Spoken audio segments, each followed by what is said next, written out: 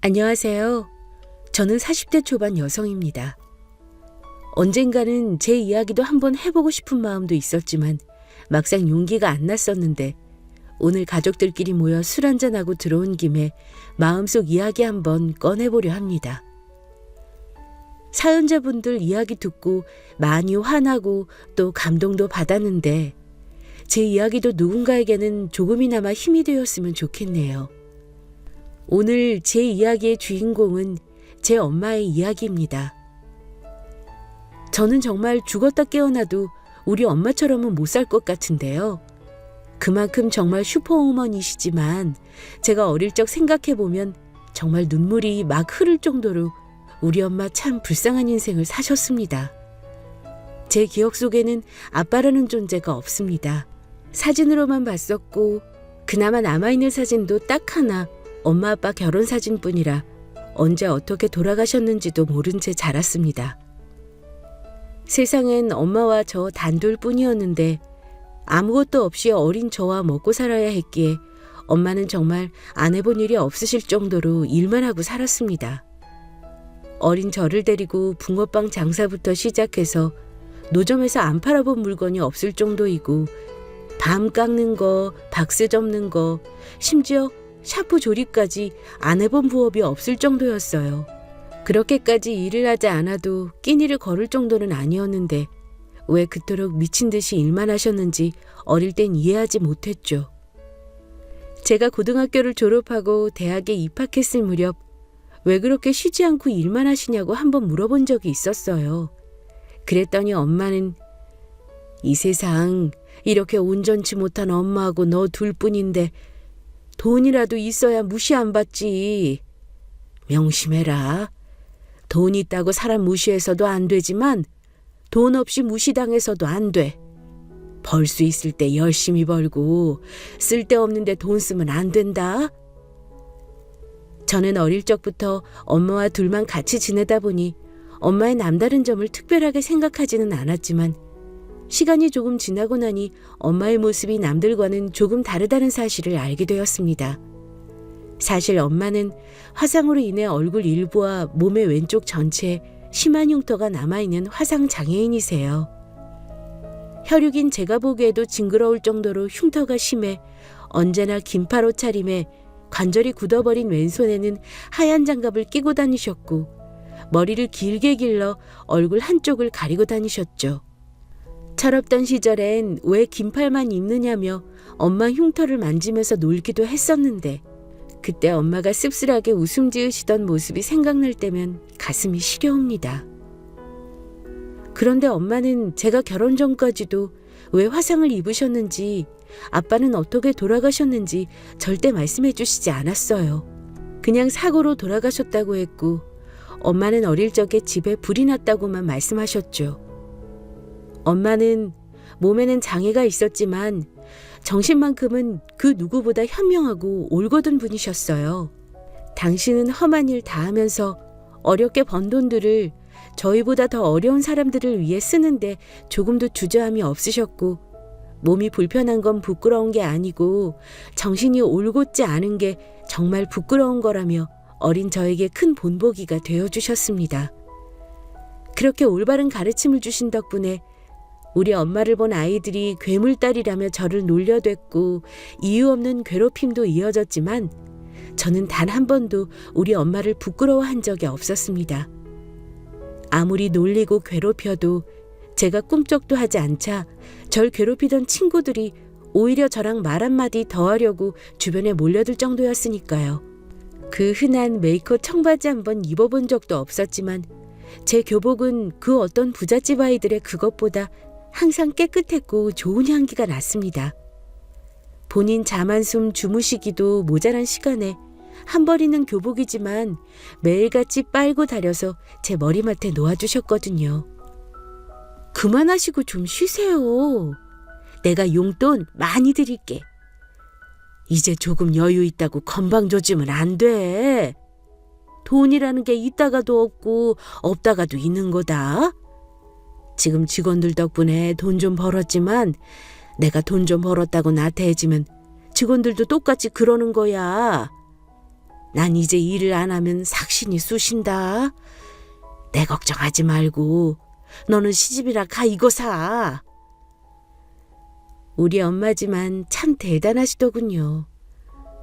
엄마 사업은 갈수록 번창했고 새벽에 지하주차장에 차들을 세차해주는 사업도 시작하셨어요. 저도 나름 머리가 좋다고 생각했는데 엄마는 정말 남들이 하지 못하는 생각들을 하실 정도였습니다. 그렇게 엄마와 저는 일에만 몰두하고 지냈는데 서로 스트레스가 많이 쌓일 때면 가끔 둘이서 포장마차에서 소주 한잔하고 노래방 가서 신나게 스트레스를 풀기도 했어요. 어느 날 저도 회사에 중요한 일이 끝나서 오랜만에 엄마랑 소주 한잔하려고 전화를 걸었는데 엄마가 이 지지배야. 쉬는 날 애인도 만나고 좀 그래라. 언제까지 엄마랑 닭똥집에 소주 마시면서 주말을 보낼 거냐? 연애를 하든지 이제 너도 나가서 살아. 꼴도 보기 싫으니까. 생각해보니 제 나이도 벌써 30이 넘었더군요. 제가 딱히 비혼주의라거나 그런 건 아니었지만 사랑보다는 일이 우선인 생활이었던지라 생각도 못한 반응이었어요. 전 그냥 엄마랑 같이 평생 살아도 좋겠다고 생각했었거든요. 사실 사회초년생 시절 결혼까지 생각했던 사람이 한 명 있었어요. 제가 존경할 수 있는 사람이라 생각했기에 그 사람이라면 우리 엄마를 편견 없이 받아들여 줄 것 같아 그 사람을 믿고 엄마와 함께 식사 자리를 가진 적이 있었는데 그때 엄마와 제가 받은 상처가 너무나 컸거든요. 처음으로 남자친구를 소개시킨다고 하니 엄마가 직접 음식을 준비해서 집으로 초대했었습니다. 하지만 남자친구는 식사 내내 엄마의 모습을 보면서 표정을 찡그리고 불편한 기색을 내더라고요. 화상 흉터에 익숙하지 않은 사람들은 거부감을 보이는 게 당연하다고 생각했었고 그 정도는 저나 엄마나 너무나 익숙했기에 상관없었지만 그 사람이 계속해서 보인 반응은 저의 이해 범주를 한참이나 벗어난 거였어요. 마치 더러운 오물을 보는 양 대놓고 얼굴을 찌푸리고 엄마가 젓가락을 댄 음식은 아예 먹지도 않는 등 대놓고 싫은 티를 내더군요. 사실 이런 경험이 많다 보니 표정만 봐도 저 사람이 무슨 생각을 하는지 대충 눈치를 챌 수 있었거든요. 결국 차려놓은 음식에는 거의 손도 대지 않고 집을 나서는데 그날 그 사람을 배웅해주는 길에 다시 만나지 말자고 이별을 통보했습니다. 제가 평생을 함께하고픈 사람은 신체적 장애에 대해 편견을 갖지 않고 내면을 볼 줄 아는 제가 존경할 수 있는 사람이었거든요. 전 전혀 아무렇지도 않았지만 현관문을 열고 들어섰을 때 엄마는 홀로 소주를 드시고 계시더군요. 민주야, 미안하다. 엄마가 못나서 이 모양이라서 네가 좋아하는 사람한테 떳떳하게 대하지도 못하는구나. 우리 딸, 이렇게 멋진 우리 딸이 엄마 때문에. 엄마, 무슨 소리야. 내가 사람 보는 눈이 없었네. 우리 엄마가 얼마나 멋진 사람인데. 그날 엄마랑 소주 참 많이도 마셨습니다. 그날의 상처가 워낙 큰 탓에 사람을 만나는 데 있어 저 스스로가 마음속에 벽을 치고 지냈던 건 사실입니다. 하지만 최근 제 마음에 들어온 사람이 한 명 있기는 했어요. 그 사람은 회사 선배였는데 워낙에 말이 없고 일에만 집중하는 사람이라 처음엔 친해지기도 쉽지 않았지만 제가 업무로 인해 힘들어할 때마다 자신의 일이 아님에도 자진해서 야근까지 하면서 저를 도와주었죠. 몇 날 며칠을 함께 밤을 새우며 정도 많이 들었고 커피 한잔하면서 이야기를 나눌 때면 자기는 별말을 하지 않는데도 제 마음을 편안하게 해주는 사람이었습니다. 저도 제가 왜 그랬는지는 모르겠지만 그 사람과 눈을 마주치며 대화할 때마다 평생을 함께하고 싶다는 생각을 했었던 것 같아요. 그 사람은 회사에서나 밖에서나 윗사람이던 아랫사람이던 모두 똑같이 대하는 마음이 넓은 사람이었고 회사 내에서도 고민이 있으면 누구나 가장 먼저 찾게 되는 그런 멋진 사람이었어요. 그 사람과 이야기를 하다 보면 나도 모르게 마음의 경계심이 풀어져 제 이야기를 늘어놓곤 했는데 어느 날 그 사람이 그러더군요. 우리 결혼할까? 정식으로 사귀자는 이야기도 한 적이 없는데 부도 없이 던지는 그 한마디가 제 마음을 어찌나 설레게 하던지 떨리는 가슴을 부여잡고 저도 모르게 네라고 대답을 해버렸네요. 여자가 좀 튕길 줄도 알아야 하는데 그런 멋없는 프로포즈에 1초도 안 돼서 바로 승낙이라니. 후회가 됐지만 이미 엎질러진 물이었습니다. 엄마의 식사 약속을 잡고 식당을 예약하고 만나게 되었어요. 그 사람에게 엄마의 흉터에 대해 조금은 이야기를 해놓은 상태였지만 엄마도 저도 예전에 상처가 있었기에 많이 조심스러웠어요. 그렇게 저희 엄마를 처음 본 그 사람은 엄마의 손을 잡으며 그동안 너무 고생 많으셨다고 이제 그 짐 자기가 지면 안 되겠냐고 하더군요. 식사를 하면서도 저희 엄마에게 하나하나 배려하는 그 눈빛이 얼마나 진실되게 느껴졌는지 엄마도 갑자기 눈물을 흘리시며 연신 고맙다고 우리 딸 잘 부탁한다고 하셨습니다. 그렇게 저희 셋은 식사를 마치고 엄마가 좋아하시는 포장마차까지 가서 소주도 참 많이 마셨네요. 우리 엄마는 기분이 좋으셨던지 포장마차 이모에게 우리 사이 멋지지 않냐고 막 자랑을 하시는데 민망하기도 했지만 그런 모습은 처음 보는지라 저도 기분이 좋았습니다. 이제 예비 시부모님을 만나 뵈어야 하는데 남편이 그러더군요. 민주야, 우리 엄마가 조금 별나신 부분이 있는데 이해해 줄 수 있겠니? 나만 믿고 따라와주면 내가 다 알아서 할게. 처음엔 무슨 의미인지 몰라 그냥 알겠다고 했지만 막상 만나 뵙고 나니 그 말이 무슨 말이었는지 정확히 알겠더군요. 시부모님은 아버님의 퇴직금과 많은 대출로 작은 원룸 건물을 하나 소유하고 계셨는데 특히 시어머님은 그 건물 꼭대기층에 살면서 마치 엄청난 빌딩을 가진 것처럼 가진 유세를 떠는 분이셨어요. 상견례 자리인데도 그 건물이 얼마짜리인 줄 아느냐부터 시작해서 한 달에 월세가 얼마나 들어온다는 등 중요하지도 않은 재산 자랑을 늘어놓으시는데 참 어이가 없더군요. 세무사로 일하면서 소개받았던 사람들만 해도 수십 수백억 재산가는 흔했었는데 말이죠. 남편이 넌지시 시아버님 평생 말단 공무원으로 일하시면서 워낙 알뜰히 살아오신 탓에 그러시는 거니 이해하라고 해준 덕에 그냥 웃고 말았지만 좀 심하시더라고요.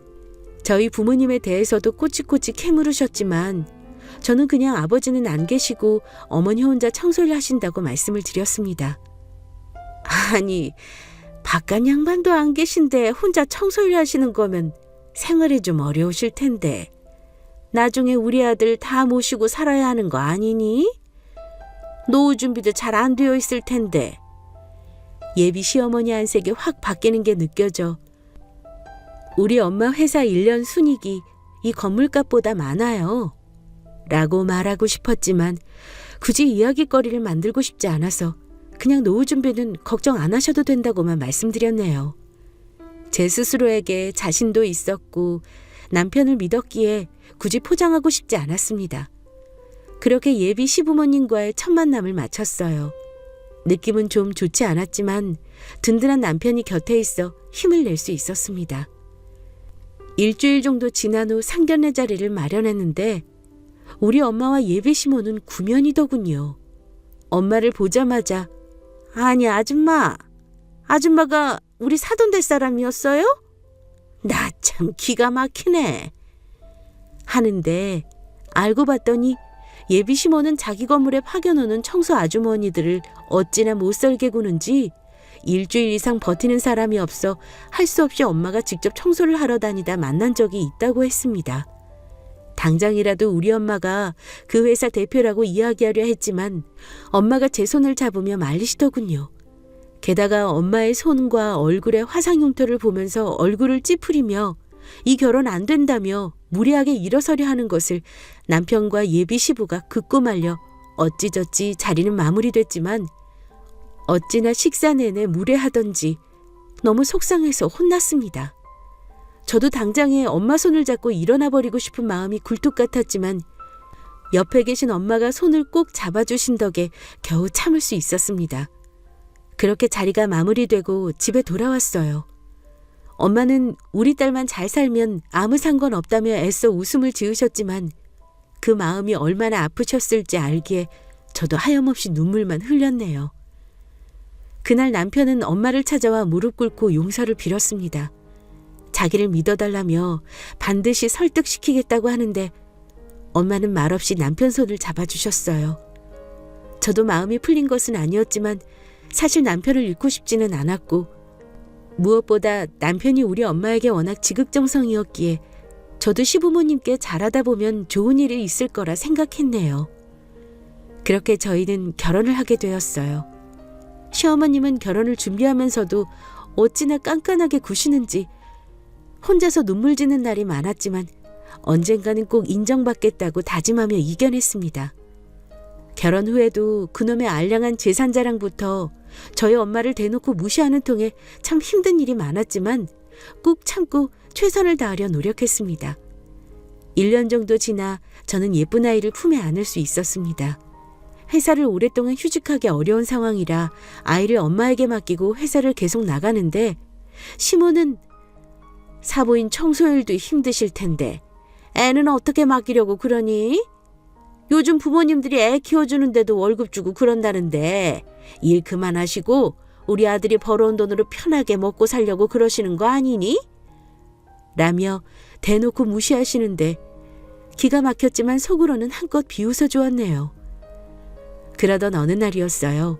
정년퇴직 후 후배와 함께 사업을 하신다던 아버님은 점점 안색이 안 좋아지셨고 피죽도 못 얻어먹은 사람처럼 점점 말라가시는데 뭔가 느낌이 이상했습니다. 분명 무슨 일이 있는데 말로는 괜찮다고 하시니 좀 의심스러웠는데 결국 일이 터지고야 말았어요. 아버님이 후배를 믿고 모든 걸 다 아버님 명의로 운영했던 투자회사는 그 후배가 투자금을 갖고 해외로 도망가버려 다 아버님이 책임지셔야 했고 급기야 모든 재산이 압류되고 아버님이 구속까지 되어버린 거였습니다. 시어머님은 몸져 누우셨고 집안은 차압딱지로 가득 찰 지경이었어요. 그렇게 자랑을 해댔던 원룸 건물 세입자들은 하루가 멀다 하고 찾아와 보증금을 내놓으라고 안달이었고요.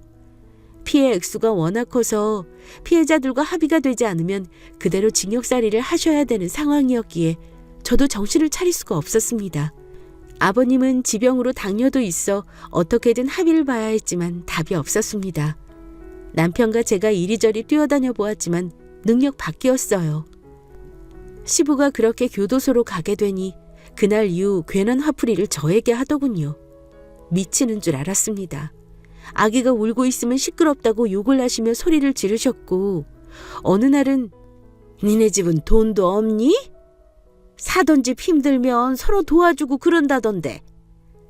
내가 미쳤지. 저런 집안에 결혼을 시켰으니.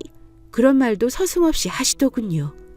또 한 번은 그냥 내 얼굴이 보기 싫다며 몸을 밀치고 머리를 툭툭 치시기까지 하시더군요. 정서적으로 육체적으로 구박과 학대를 받으니 정말 힘이 들었습니다.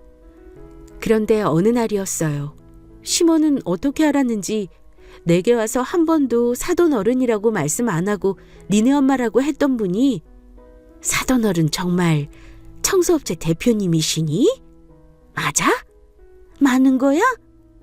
왜 지금까지 말 안 했니?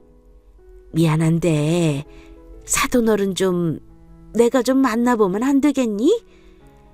진짜 부탁한다 며느라. 어이가 없었습니다. 우리 엄마 장애인이라고 무시했던 사람이 대표님이라고 하니 저리 사람이 돌변할 수가 있나요? 마음 같아서는 그냥 무시할까 했지만 매일 마음 아파하는 남편이 안쓰러워 그날 전 엄마에게 전화를 걸어 지금 시댁사정에 대해 얘기를 하였습니다. 그러시고는 내일 오신다면서 전화를 끊으시더군요. 다음 날 저녁 엄마는 저희 시댁을 찾아오셨어요. 사부인, 절 찾으셨다고 들으셨는데 무슨 일인가요? 엄마는 무슨 일인 줄 알고 계셨지만 어떻게 나오나 보려고 그리 말씀하시더라고요. 사부인, 우리 좀 도와주십시오. 지금 제 남편이 교도소에서 못 나오게 생겼습니다. 그러시더니 그 알량한 자존심은 어디 가셨는지 무릎을 꿇으며 살려달라고 애원을 하시더군요. 엄마는 시모가 그렇게 울면서 오열하자 비록 체구는 작지만 그 누구보다 큰 사람인 우리 엄마는 그런 시모를 말없이 안아주시더군요. 그러시고 사실은 우리 딸에게 다 들어서 알고 있으셨다며 수표가 가득 담긴 봉투를 주셨습니다. 딱 봐도 굉장히 많은 돈이었습니다. 그 큰 돈을 어쩜 그리도 아무렇지도 않게 내놓을 수 있는지 저도 남편도 어안이 벙벙했지만 엄마는 아무렇지도 않다는 듯 나중에 너희 집 마련해 주려고 모아뒀던 돈이다. 이 돈 없어도 엄마는 끄떡없으니 일단 빨리 합의부터 보도록 해라. 그 기세 등등하던 시모는 엄마 앞에 엎드려 한참이나 울었습니다.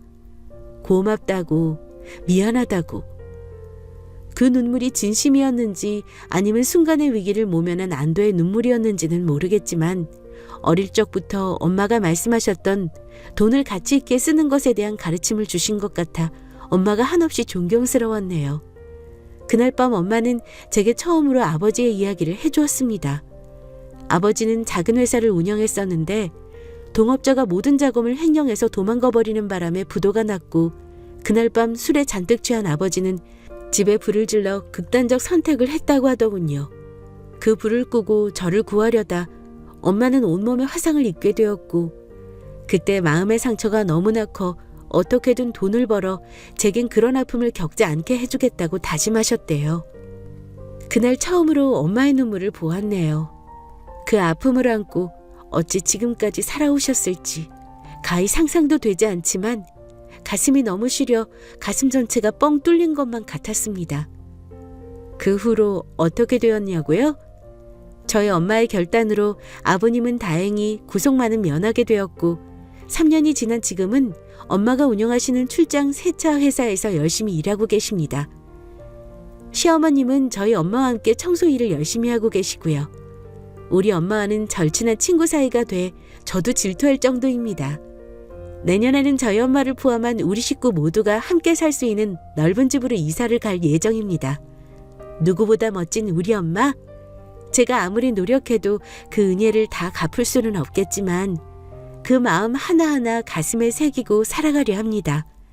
앞으로 행복할 일만 있었으면 좋겠네요.